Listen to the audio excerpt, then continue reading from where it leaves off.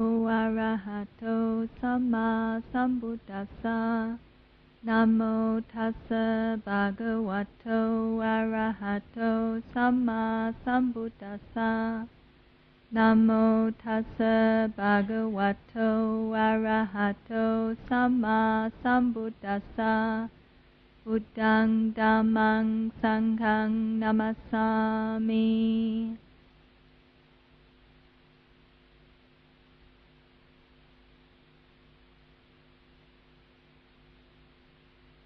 Last time when I spoke here, I gave a talk about the body and various meditations on the body, particularly on how to contemplate the body as being made up of 32 parts. And this meditation and this contemplation is to help us to get a more balanced view of the body, instead of being infatuated with the body and preoccupied with the body and identifying with the body as who we are. This meditation, or the set of meditations that I outlined, are designed to help us to see things as they really are.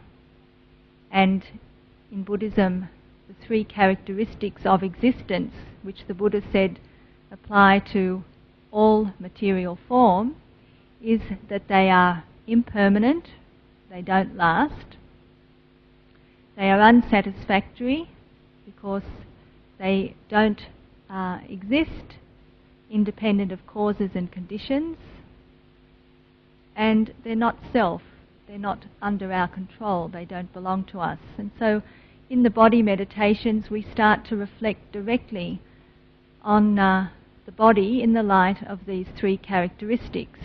Does the body last forever? No.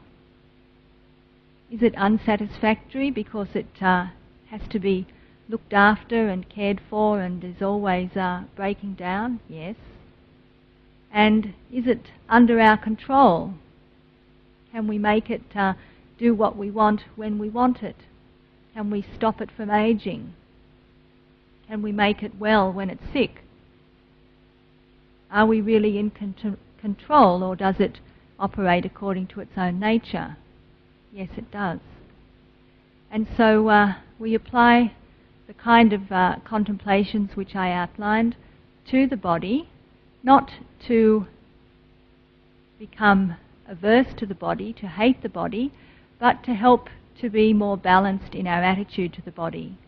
And in today's world, because of the kind of representation of the body in the media, in magazines, television, films, the body is very often held up to be the basis for our identity and for our well-being.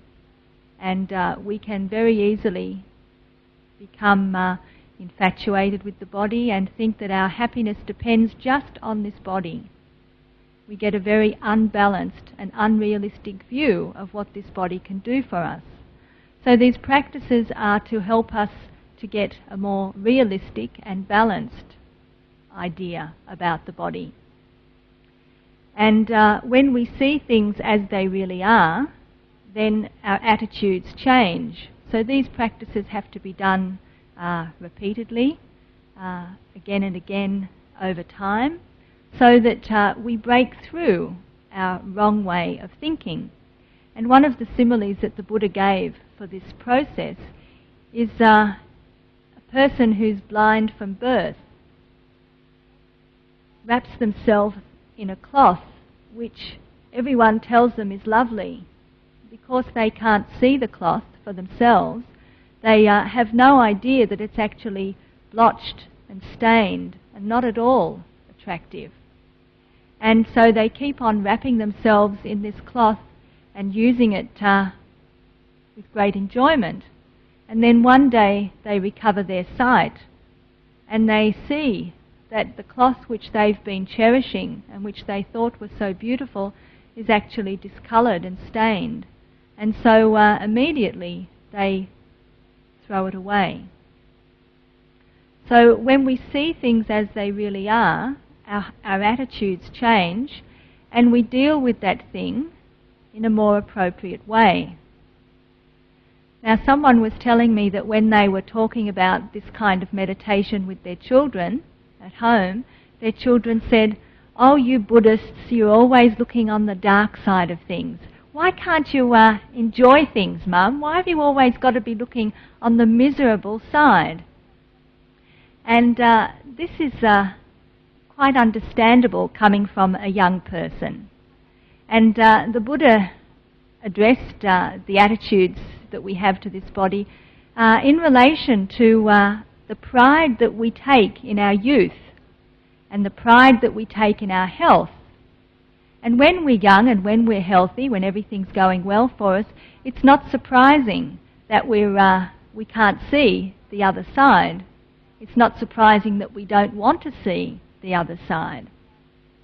And so for young people, if you just reflect, unless they've had ill health or an accident, this body has been a source of pleasure. It's been a source of increasing self-independence, being able to do more, starting off with having to rely on someone to help you sit up and help you to eat and take you outside.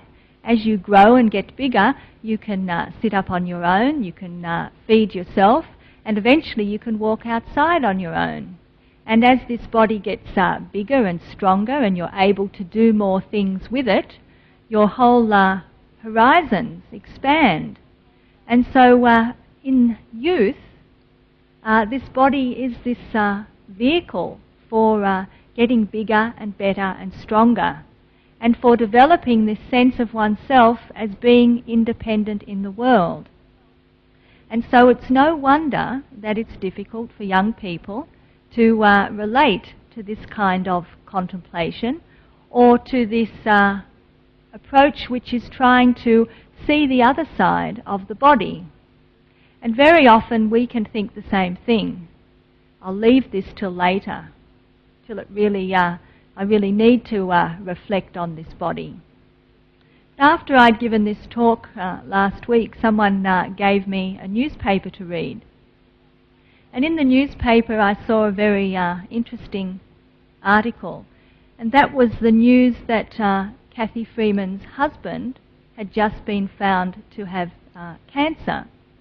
And there was this great juxtaposition of two experiences with the body, because of course Kathy Freeman is an elite athlete, and she had been recently suffering from an injury which could possibly take her out of competition, and yet through her great determination and the effort that she put in, she was able to recover from that injury, and if you like, take control of the body, to be able to overcome something which would have put other people out of the picture, and was one day celebrating that she'd been able to do this. And this is one of those situations where you can say, see, we are in control of this body.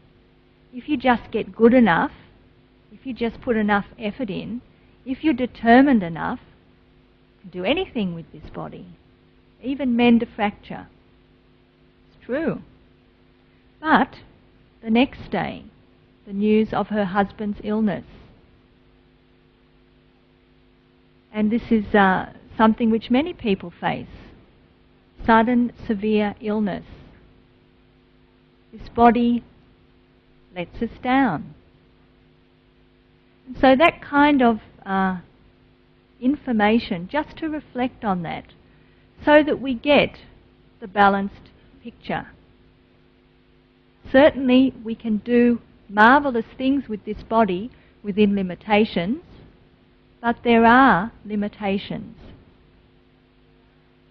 And so that's why we do these practices, which may not be palatable, which may not be everyone's cup of tea. And the world may say that, why bother? What a waste of time. Why put yourself through all of that stuff? Why not just enjoy? And then we can reflect on the this kind of example of going from joy to sadness from one day to the next because of this body. Now, the other reason why we practice these kinds of meditations on the body is not only so that we get a more realistic picture of the body and learn to give up our attachment to this body and to the bodies of others, our unrealistic idea that we can be in control. The other reason why we do it is so that we can let go of our preoccupation with the body in meditation, so that we can turn our attention to the mind. Now, if you just reflect on your experience in meditation, how much of your time and attention is taken up with trying to sit comfortably, trying to get into that posture where it doesn't hurt, where the back doesn't hurt or the neck doesn't hurt or the knees don't hurt. And if you can get into it at the beginning of the sitting, how long is it before you start to notice, hey, it's hurting now? How long can I stand it? What can I do to make that stop hurting? And in the meditation, that's just pointing to what we do in our daily life. We spend so much time trying to be comfortable, preoccupied with this body. And as I said in the media, the emphasis is given to the body. If you look at any magazine, it's full of things to make the home comfortable.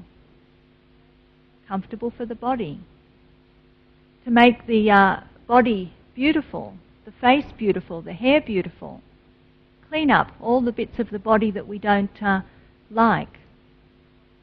And yet very little attention is given to cleaning up the mind, to making the mind beautiful. And yet in meditation, eventually, that's where we have to focus our attention, on the mind. And in order to move to the point where we are paying attention to the mind, we have to be willing and able to let go of the body.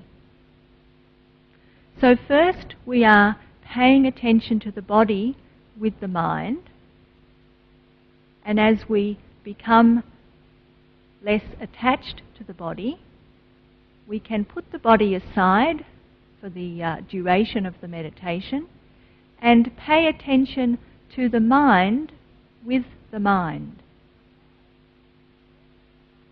And for the ordinary untrained person,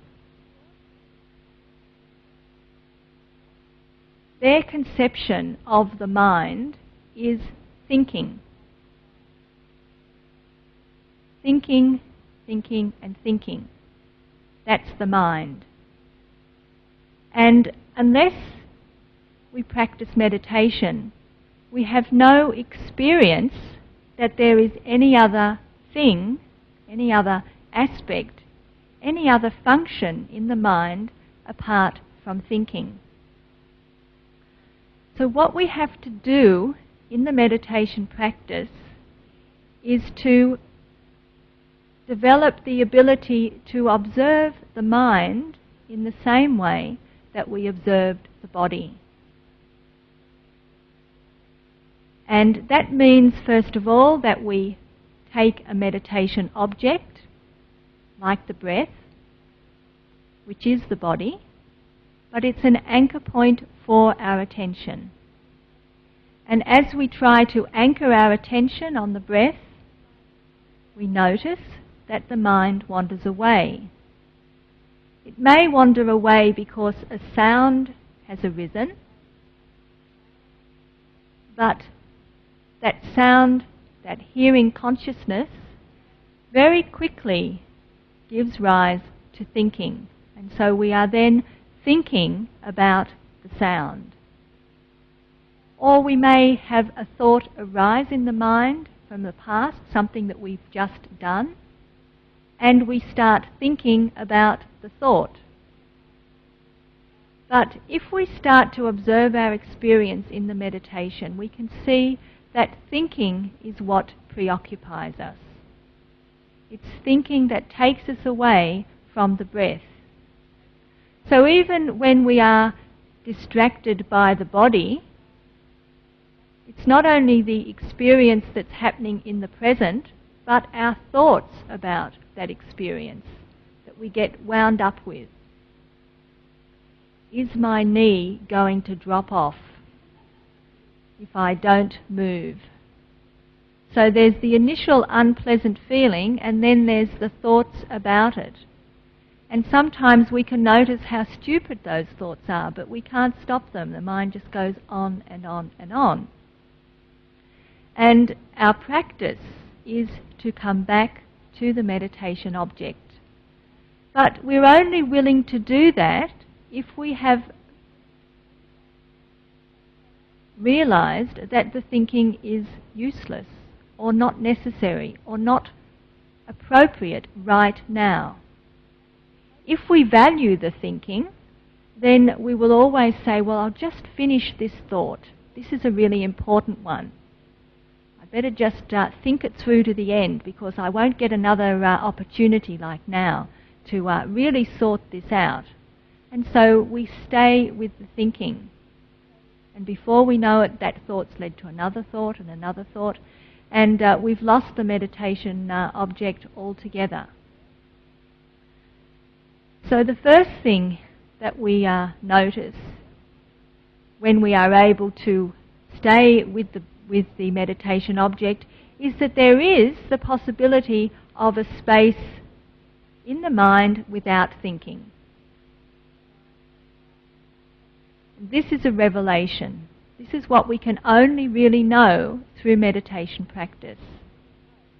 But that space without thinking is very quickly filled up. And if we follow the thinking, follow the thoughts that have arisen, then we get carried away again, and that space gets filled up completely, moment after moment after moment after moment. We don't even know whether we're breathing in or breathing out. We're just riding on those thoughts, right in the middle of them. As soon as we know that we've been swept away, then we let go of the thinking and come back again to the breath. And we have to do this over and over and over again to weaken the tendency in the mind to follow those thoughts. And then again, as we stay with the meditation object, we're able to experience a moment of peacefulness, a moment of space, free of thoughts. We don't have to do anything else but just keep on watching the meditation object. And that space arises naturally. And the ease that goes with it arises naturally. And so what we have to do is to start valuing that space. Before we were valuing the thinking. Now we have to value the space between the thoughts. And the more we do that, the more we recognize through our own experience that there is something more to the mind than thinking.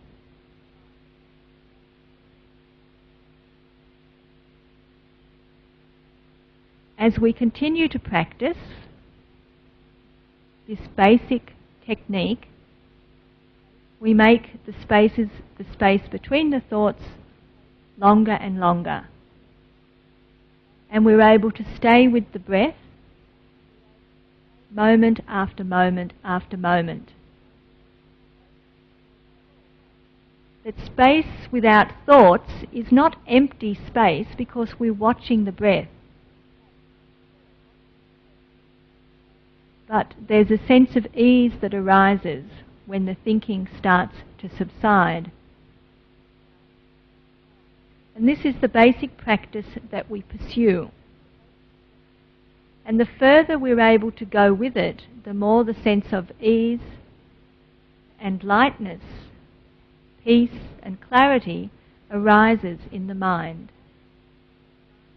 And then we have the experience of what else the mind can offer to us, apart from thinking and analysing, comparing and contrasting, getting lost in emotions. We discover that there's some inner peace, but it can't be reached through thinking. It has to be reached through the quiet mind.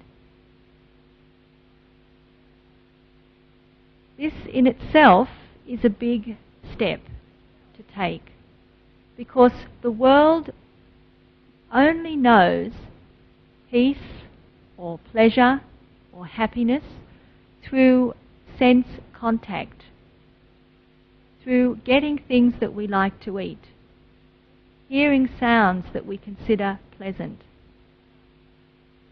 smelling odours that we enjoy, having contact with the body that's comfortable. The ordinary untrained person only knows those ways to find happiness, to find pleasure. But when we meditate, we start to discover a source of happiness that is independent of contact through the senses. And the deeper we go in our practice, that is, the more we're able to stay focused inward rather than going outward, the deeper this peace becomes. But in order to get to that point, we have to really be able to see thinking in its true nature. Just as we needed to be able to see the body as it really is, in order to get a more balanced view and to let go of our infatuation with it, so we have to be able to let go of our infatuation with thinking.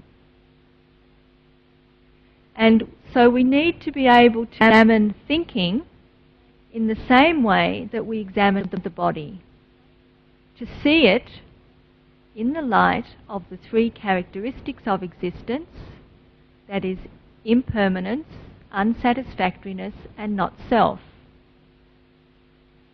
Because the ordinary person who's untrained in reflecting on the thoughts thinks that whatever thought arises in the mind is me.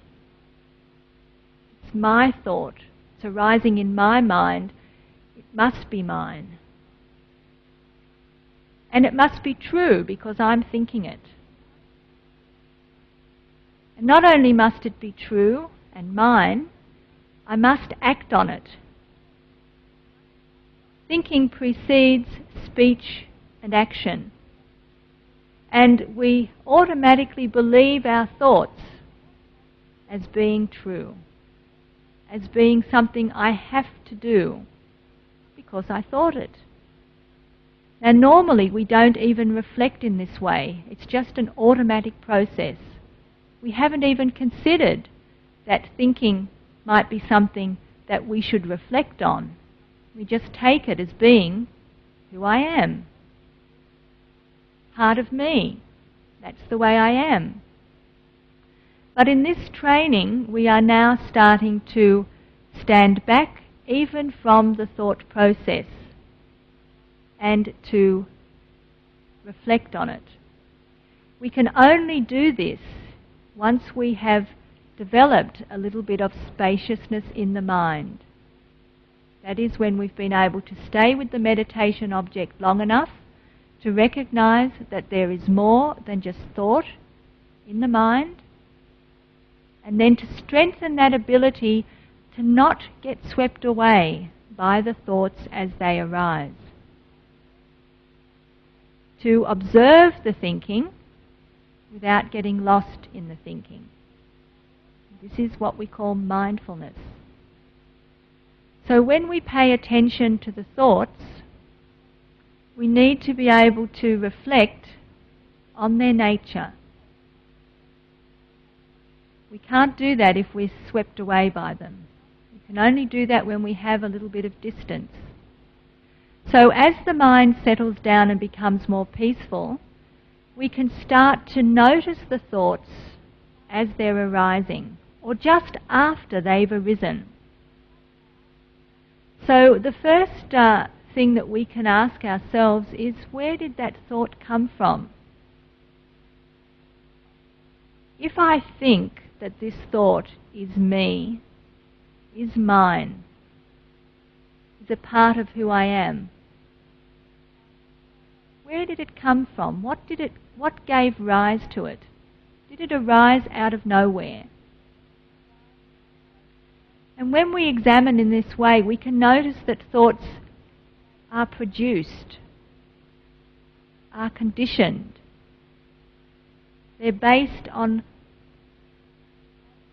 something that precedes it, an experience, a previous thought, a sound that reminds us of something, an incident that happened during the day, a movie that we saw. Thoughts are conditioned. They don't have a life of their own. They're produced by our experience. Sometimes we might say, well, this thought just came out of nowhere. It came out of 20 years ago. Why is it arising now? But we can still see it comes out of something. This is, as we reflect on this, we can start to see that the thoughts that arise in this way, arising in this way, means that I don't necessarily have to take them as true, as something that I have to act on, as something that has to propel my behaviour in the present moment. It's arisen because of causes and conditions. I don't have to take it as me and mine. And then, is it permanent or impermanent? Very often it's difficult to notice the thoughts as they're arising. But we can start to notice them as they're ceasing. Where do they go? Do they stay forever? No, they stay for a while.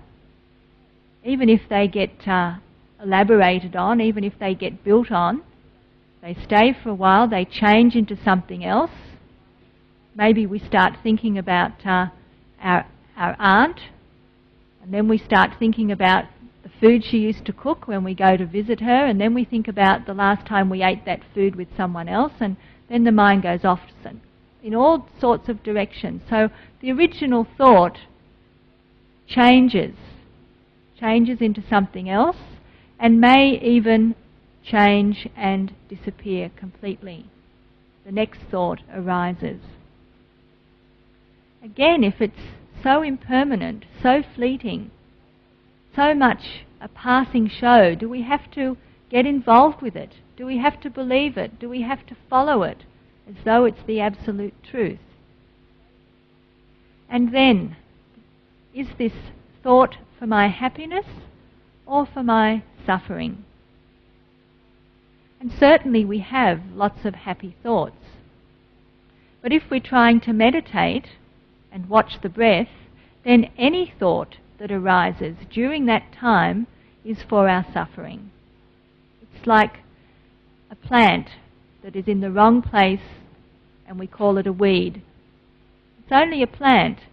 In another spot it might be just a nice plant, but it's a weed if it's in the place we don't want it to be. And that's the thoughts that arise during our meditation. So it's not that we're trying to hate ourselves for thinking, or hate the thoughts that arise, or get into a battle with the thoughts when they arise. But if we can see them without valuing them in the ordinary way that we do, then we will be able to put them down during the meditation. And as we can put them down, we recognize that they have only as much power as we give them. And we can start to take that kind of experience into our daily life. How many times do we get into trouble because of our thoughts? Because we think that we can't say no to our thoughts. We think that when we think something we have to do it. We lose control. And this happens to all of us, but it happens in extreme ways to many people. They end up killing someone because they get so angry they have to kill that person. And it's a thought that starts that off, that whole process. They have to take that because they have to have it, even if it belongs to someone else. It starts as a thought. So once we become more skillful in dealing with thinking during the meditation, we have more control over our thinking in daily life. We understand that this thought is impermanent.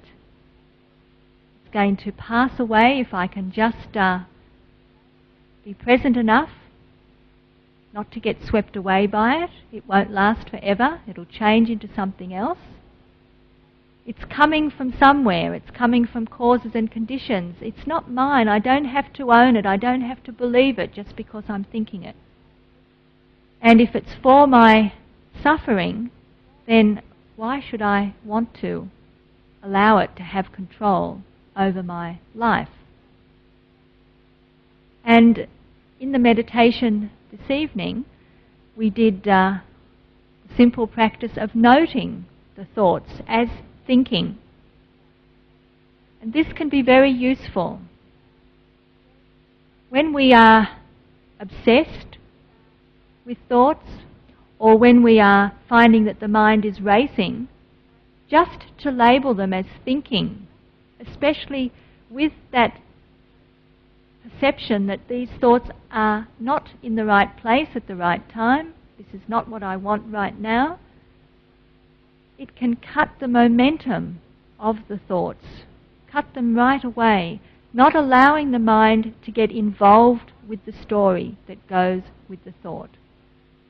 And again in daily life, when we are getting carried away with our fantasies or carried away with our anger, we can notice that this is just thinking.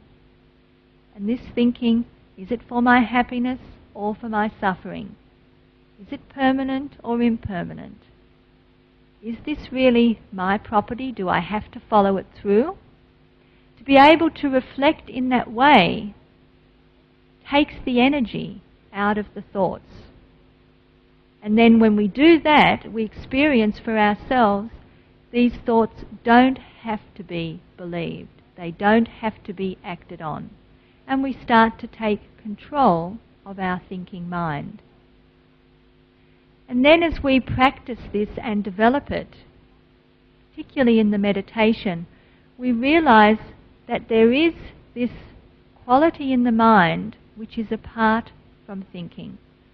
And that in the mind which is free of thinking, we can experience great ease.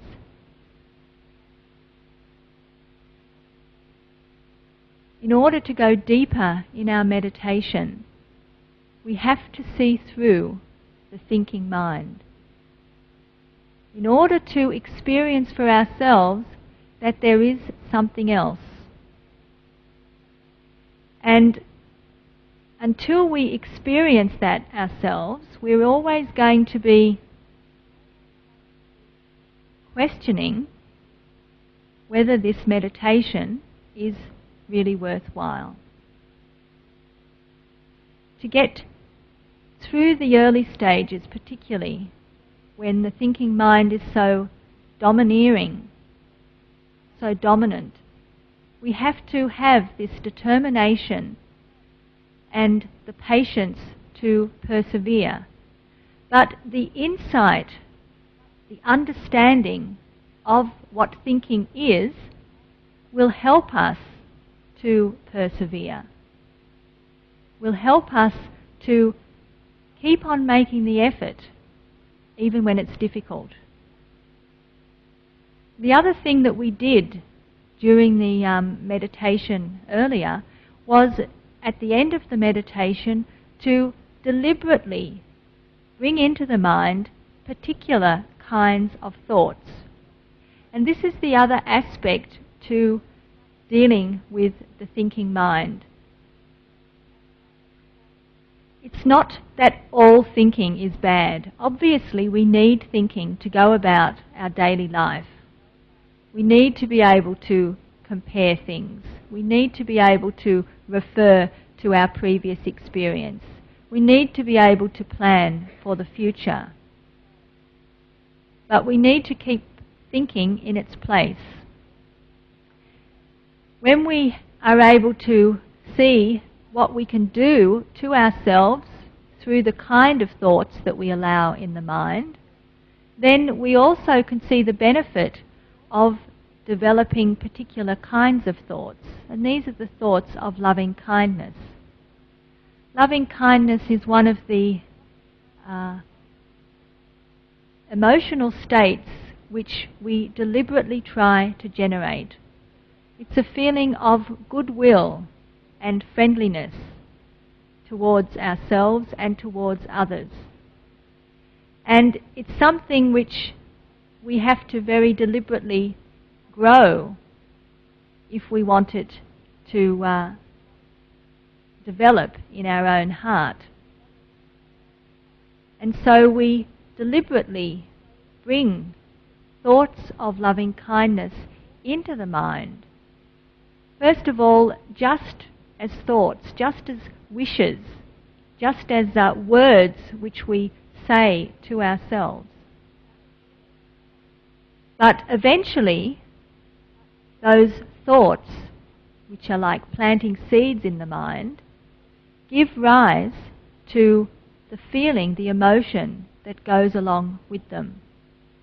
But we have to keep at it, we have to keep working at it to make those seeds grow. To deliberately change the tone of the mind. When we start to observe the kind of thoughts that go on in our mind, we'll notice that they're very often critical thoughts, critical of ourselves and critical of others. And starting to develop thoughts of kindness, of appreciation towards ourselves, is actually challenging that tendency in the mind. So it's very often quite difficult to get from the thinking stage to the feeling stage. So we have to persist. We have to actively bring those kinds of thoughts into the mind over and over again. And especially after we've been meditating, that's a very good time to do just a few minutes of loving kindness meditation towards ourselves and towards others. Because this is a time when the mind is much more flexible, much more malleable, much more open to suggestion. And even if we just do these few wishes for ourselves and wishes for those who are close to us, wishes for the whole world, regularly, we will find that little by little there starts to be a change in the feeling that goes along with those thoughts. And so once we start to see that we can have control over the thoughts in this way, we realize the potential there is in the mind for both harm and help. Because if we can do this with our loving thoughts, imagine what we can do with our unkind thoughts. If we repeat them over and over and over again, eventually we're going to believe them. Eventually we're going to feel them. Eventually we're going to produce a mind state which is so strong that we're going to act on it. So this is something for us to experience for ourselves. And if we experience it with loving kindness and we understand that this is possible with negative thoughts as well, we can understand how important it is to start challenging those negative thoughts when they arise in the mind. Just through habit, just through repetition, they gain power in the mind. Once we realize their true nature, that they are surviving because of the power we give them, because of the attention we give them, the priority we give them, the recognition we give them, then we can start to challenge them.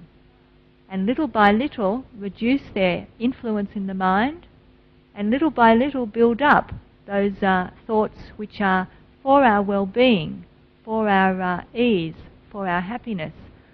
But those loving kindness thoughts are also impermanent. So we have to keep at it, we have to keep on doing it. And if we don't nurture them, then they will die.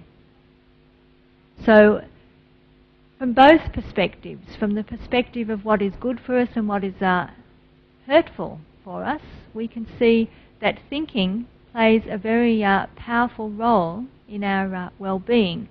But we can start to take control of those thoughts by understanding them and then working with them.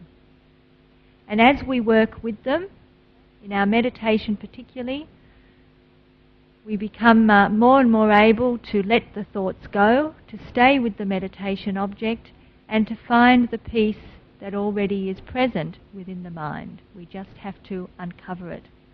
So I encourage all of you to continue to persevere with your practice and not to be disheartened when you see how difficult it is to let the thinking go. This is a very simple practice, but it's the foundation practice, and it will take you to great peace and happiness if you persist. So may this teaching be of benefit to you all, and may the merit of this teaching help us all to attain Nibbana.